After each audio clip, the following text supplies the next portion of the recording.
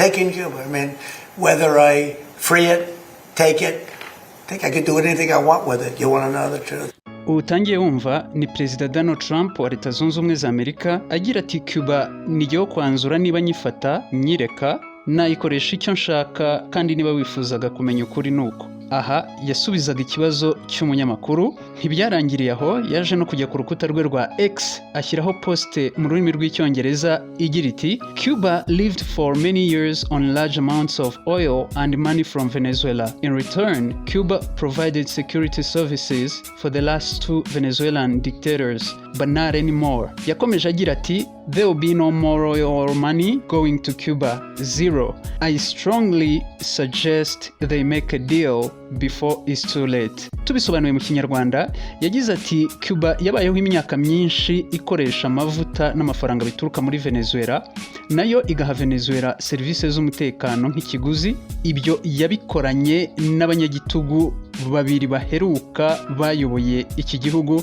ariko ntibizongera ukundi. Ntihazongera kubaho amavuta n'amafaranga bijya muri Cuba. Zero. Atahubwo ndatanga igitekerezo nanabagira inama ko bibaye byiza baca bugufi tukaganira amazi atararenga inkombe. Jye nitwa Noel Okoye, iyi ni Noel Okoye Space. Ngo haye kazi.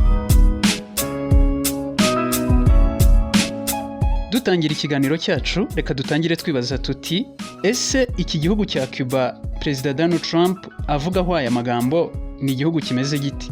Cuba ni ikirwa giherereye mu nyanja ya Caribbean, mu majyaruguru ya Caribbean, kikaba kiri hagati ya Amerika ya ruguru ndetse na Amerika y'epfo. Mu buryo buhamye bw'icyerekezo giherereyemo, kiri mu majyepfo ya Leta Zunze Ubumwe za Amerika, mu burasirazuba bwa Mexico, mu majyaruguru ya Jamaica, hakaba mu burengerazuba bwa Haiti. Cuba ituwe n'abaturage kuri ubu babarirwa kuri miliyoni 10,900 hashingiwe ku ibarura ryakozwe muri uyu mwaka wa 2026. Ni ku bucucike bw'abaturage 102 kuri kilometero kare imwe, nabyo ni ibyabaruwe muri uyu mwaka wa 2026. Iki gihugu ubukungu bwacyo kibukesha serivisi, ubukerarugendo, amabuye y'agaciro by'umwihariko ibuye rya niko, ndetse na serivisi mpuzamahanga z'ubuganga. Muri make ni icyo twaba tukubwiye kuri Cuba, ariko ntabwo twazinduwe no kuvuga amateka yayo mu buryo geographique cyangwa bw'imiterere y'isi, ahubwo tuje kurebera hamwe Cuba n'amakuru imaze iminsi iri kuvugwaho muri iyi minsi ko muri Cuba mu masaha y'ijoro ari icuraburindi kubera ibibazo by'ibura ry'umuriro. Muri uku kwezi kwa gatatu byabaye urudaca muri kiriya gihugu. Ibitangazamakuru binyuranye hirya no hino ku isi byagiye bigaragaza abaturage baho bataka bavuga bati kurya nijoro ni ikibazo, gukaraba ducana ibishirira, ubuzima bwahagaze, ibiryo muri frigo byapfuye, ibisaba kuribwa byashyizwe muri frigo ntitukibirya. Byari byabaye ibibazo bikomeye cyane kandi n'ubu biracyakomeje.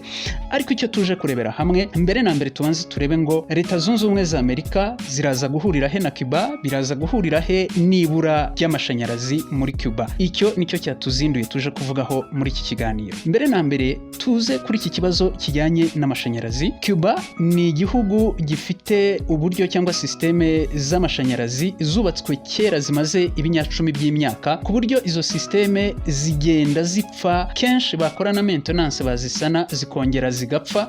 Icyo ubwacyo ni imwe mu mpamvu ituma iki gihugu gikunda kugira ibibazo by'ibura ry'umuriro, ariko byo ni ibibazo bisanzwe. Umuriro ushobora kubura amasaha runaka bakabikora ukagaruka, wenda bikazongera kubaho nyuma y'ikindi gihe, bitandukanye n'ibiri kububu noneho aho umuriro ushobora kubura hafi iminsi 2 igashira iminsi 3 abaturage badacana. Impamvu rero aya mashanyarazi ya Cuba usibye kuba adakomeye, systeme inganda zarashaje, ariko harimo nuko Cuba ubwayo kugira ngo ibone umuriro uhagije iha abaturage bayo bisaba ko ikoresha n'andi mashanyarazi yaturutse mu nganda zabugenewe zikora amashanyarazi aturutse ku mavuta. Aya mavuta muri kumva yaciye ibintu hirya no hino ku isi. Muti bigenda bite? N'amavuta bazana, hari inganda baba barubatse zabugenewe bagashyira ayo mavuta mu boilers cyangwa se mu mashini zagenewe kuyashyushya, amavuta agashyuha, hanyuma yamara gushyuha umwuka uvuyemo, amavuta yari amazi agahinduka umwuka uvuyemo ukajya guturuna turbines, hanyuma zigatanga amashanyarazi. Aho niho amavuta n'amashanyarazi bihurira kugira ngo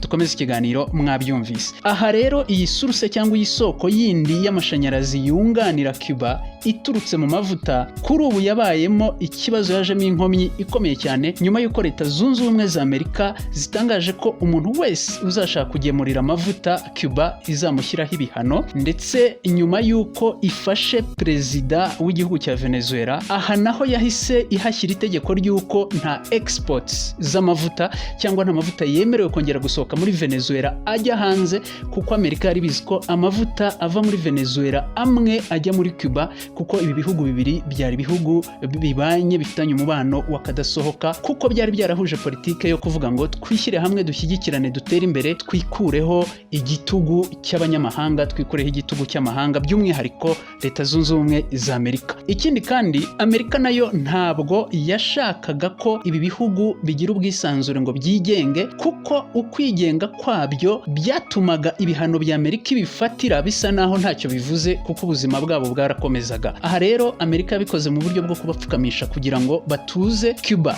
ibura umuriro, ibura amavuta, hanyuma na Venezuela nibayibuza gukora exports, gusohora amavuta yayo ku isoko, kandi ariyo nkingi mwambo y'ubukungu bwa Venezuela, nayo ibura mikoro. Umuntu udafite mikoro ntashobora gufasha abandi. Venezuela ipfukame, ikene, guverinoma ibura amafaranga, hanyuma na Cuba ibura amavuta, umuriro ubure mu gihugu, ibintu byivange, hanyuma bya bihugu bibiri byangaga gutega amatwi Leta Zunze Ubumwe za Amerika, noneho bice bugufi izitegeke ibabwire icyo gukora. Iyo niyo mpamvu ya mbere twaheraho Leta Zunze Ubumwe za Amerika yatumye zitambika muri ibi bihugu byombi uko ari bibiri, Venezuela ndetse na Cuba. Impamvu ya kabiri, Leta Zunze Ubumwe za Amerika zerekana ko Venezuela na Cuba ubwazo yamaze kuzita agatsiko, kuko ari ibihugu byishyize hamwe, ndetse ngo iyo ugiye no mu mateka yatambutse, ibi bihugu byagiye bishyigikira izindi guverinoma zitavuga rumwe na Amerika, ndetse n'indi mitwe itari ibihugu, indi mitwe nayo itavuga rumwe na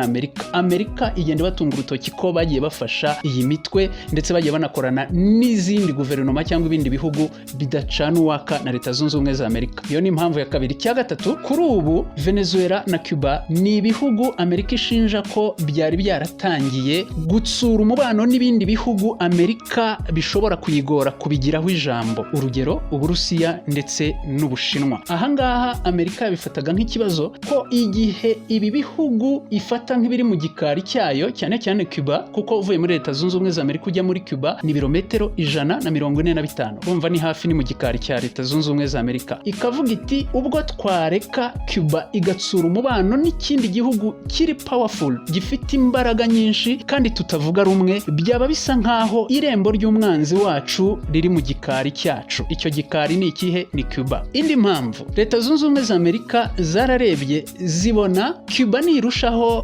kwigenga cyangwa kwihaza ibifatanyijemo na Venezuela, izatakaza ijambo na influence yashakaga kugira kuri Amerika Latine cyangwa se Amerika y'Epfo. Ahangaha uribaza uti biraza guhurira he na Amerika Latine? Cuba nubwo iri mu nyanja ya Caribbean hafi ya Leta Zunze Ubumwe za Amerika, ariko nayo ibarwa nk'igihugu cy'ikilatino kubera ko mu mico yabo ndetse n'ururimi bakoresha ari Spanish cyangwa se ururimi rw'Icyesipanyol, bakaba baranakoronejwe na Espagne. Ibyo ubwabyo bihita bibagira abalatino. Nacyo rero ni kimwe mu byo Leta Zunze Ubumwe za Amerika yanga, ikavuga iti nitwemerera Cuba ubu bufatanye bwayo na Venezuela, utwara uduhugu duto tugakura buhoro buhoro bikageraho twigenga, tubafatira ibihano ntihagire icyo bibabwira, bashobora kuzagira influence bakanabera icyitegererezo bindi bihugu byo muri Latin America cyangwa Amerika y'Epfo, nabyo bigashaka kubigana, bityo Amerika tukaba turi gutakaza ijambo n'ububasha ku bihugu twakabaye twifuza gukontorora. Iyo nindi mpamvu ituma Leta Zunze Ubumwe za Amerika zidashaka ko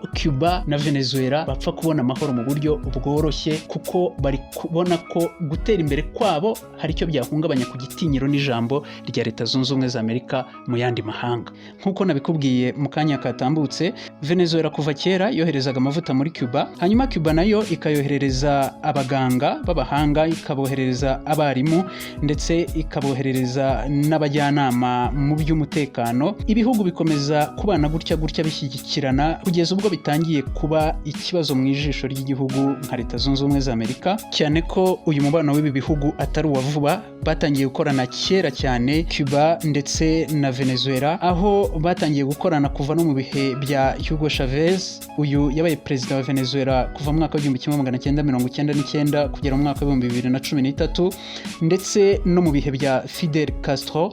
Uyu yabaye minisitiri minisitiri w'intebe wa Cuba ndetse agenda abona n'indi myanya muri politike. Ibi bihe byose by'aba bayobozi ibihugu byombi byari bifitanye umubano ukomeye ariko bikomeza kugenda bitera Amerika inkeke. Ikindi kandi gushyigikirana kw'ibi bihugu ntabwo bibera iwabo gusa, kuko mu bintu byakomeje kugenda bitera uburakari Leta Zunze Ubumwe za Amerika ni mu gihe ibi bihugu byabaga byagiye mu nama y'umuryango w'abibumbye, ni ibihugu bishyigikirana iwabo ndetse naho byasohotse byagiye mu nama, nk'iyo byageraga ahantu Leta Zunze Ubumwe za Amerika zafatiye ibihano ikindi gihugu, ibi bihugu uko ari byombi byazaga ku isonga mu bihugu biterura ijambo ryabo bivuga ko byamaganye ibyo bihano, kw'iryo fatwa ry'ibihano ridasobanutse.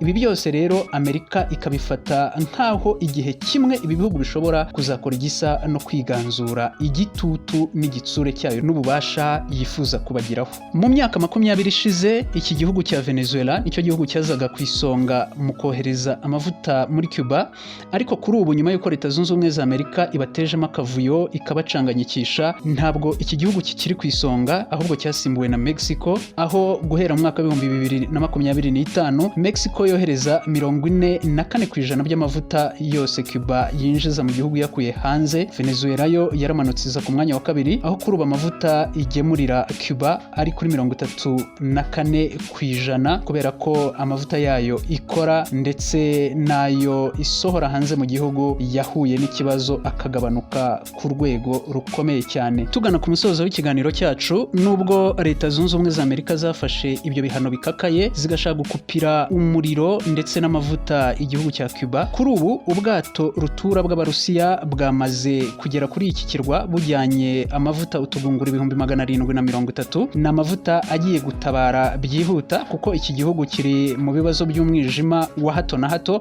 N'urugendo Abarusiya batangaje ko rutari rworoshye, dore ko habuze gato ngo babuzwe inzira n'Abanyamerika, ariko kubw'amahirwe bikarangira babashije kugera kuri iki kirwa. Ubu bwato nibwo bwato bwa mbere bubashije gukandagira aha kuri iki kirwa guhera mu kwezi kwa mbere k'uyu mwaka kugeza magingo aya. Ndagushimiye cyane wowe twabanye muri iki kiganiro, ngusaba gukora subscribe, like, comment na share ibiganiro byacu, naho ubutaha. Imana ibarinde.